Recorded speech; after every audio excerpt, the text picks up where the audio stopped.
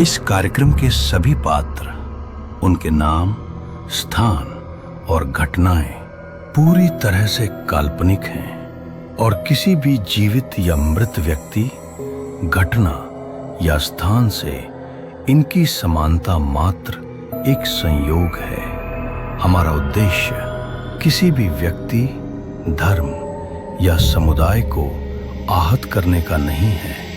भूत प्रेत या किसी भी अंधविश्वास को हम चैनल या कंपनी के माध्यम से ना तो दावा करते हैं और ना ही बढ़ावा देते हैं।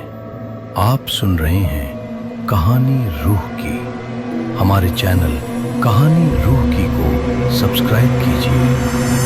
ओह, आ गए एक बार फिर मैं, यानी कृष्णकांत, आपके लिए लेकर आया हूं कहानी रूह की। अक्सर क्या होता है, एक रूह दूसरी रूह को अपनी बात सुनने पर मजबूर कर देती है। उसकी बात सुननी ही पड़ती है। पर सवाल ये है, क्या हर रूह आपको इस काबिल समझती है? क्या कभी ऐसा हुआ है कि आप किसी सफर में जा रहे हों और एक बिल्कुल अनजान व्यक्ति अचानक आपसे अपनी कहानी सुनाने लगे? कोई जान पहचान नहीं, फिर भी अपने दर्द, अपने राज, सब कुछ आपसे बांट देता है। और जब आप उसकी बात सुन रहे होते हैं तो क्या आप पूरे यकीन के साथ कह सकते हैं कि वो इंसान जिंदा ही है? इंसान यही अक्सर एक बड़ी गलती करता है। वो हर आंखों देखी चीज पर बहुत ज्यादा भरोसा कर लेता है। उसे लगता है कि जो वो देख रहा है वही सच है। पर जो हम देखते हैं वो अक्सर सिर्फ हमारा नजरिया होता है, सच नहीं। सच वो होता है जो बिना देखे भी सच रहे।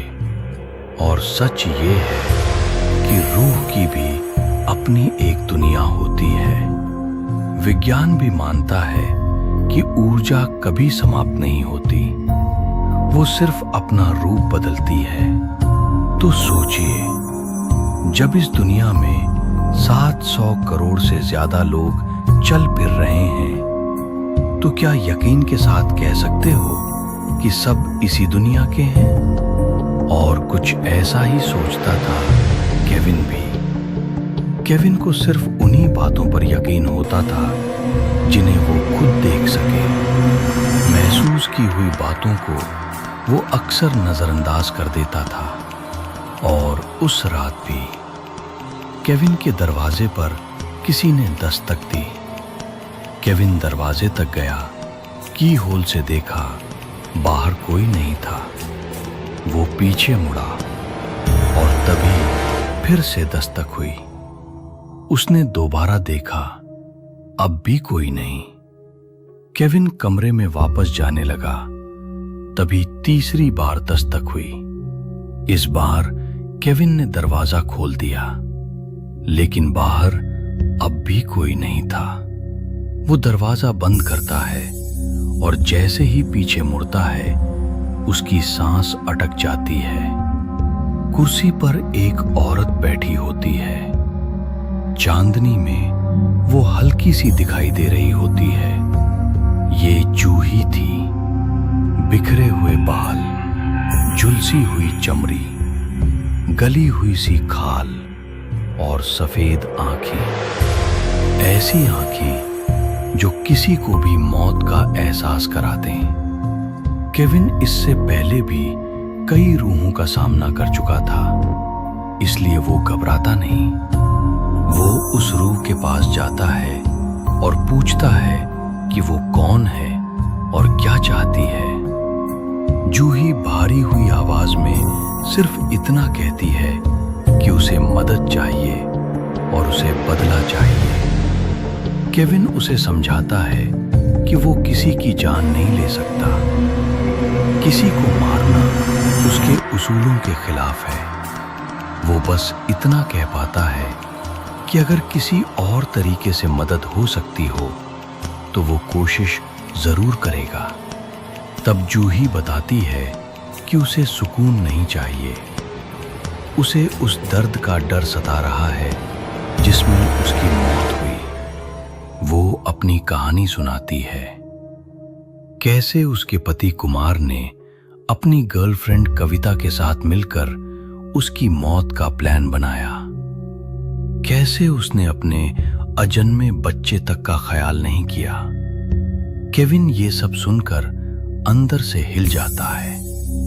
वो तय करता है कि सच बाहर आना चाहिए और गुनहगारों को सजा मिलनी चाहिए। लेकिन उसके मन में एक सवाल घूम रहा होता है, जब आत्मा इतनी ताकतवर होती है तो फिर वो खुद बदला क्यों नहीं लेती। तब जूही एक राज बताती है कि आत्मा अक्सर अपने कातिल से डर जाती है, वो उसके सामने कमजोर हो जाती है। केविन कुमार के बंगले तक पहुंचता है जहां कविता भी मौजूद होती है। केविन सच बोल देता है कि जूही का एक्सीडेंट नहीं बल्कि उसका कत्ल हुआ था। कुमार घबरा जाता है, गुस्सा करता है, केविन को बाहर निकाल देता है। लेकिन तभी कुछ ऐसा होता है जो कुमार को तोड़ देता है। केविन की आंखें सफेद हो जाती हैं और उसके मुंह से जूही का दिया हुआ एक नाम निकलता है। कुमार समझ जाता है कि सच उसके सामने खड़ा है। वही रात उसी रास्ते पर जहां जूही की मौत हुई थी, कुमार और कविता का भी एक्सीडेंट हो जाता है। आत्मा अक्सर इसी तरह अपना बदला पूरा करती है। केविन वापस घर लौट आता है और अपनी जेब में वो सिक्का रख लेता है जो कभी उसके दादाजी ने दिया था। अब तक केविन ने सिर्फ उन रूहों का सामना किया था जो खुद दर्द में थीं, पर अब उसे उस रूह का सामना करना है जिसे दर्द देने में मजा आता है। क्या केविन जिंदगी और मौत के बीच एक लकीर खींच पाएगा? ये सब जानेंगे आप जब सुनेंगे कहानी रूह की हमारे चैनल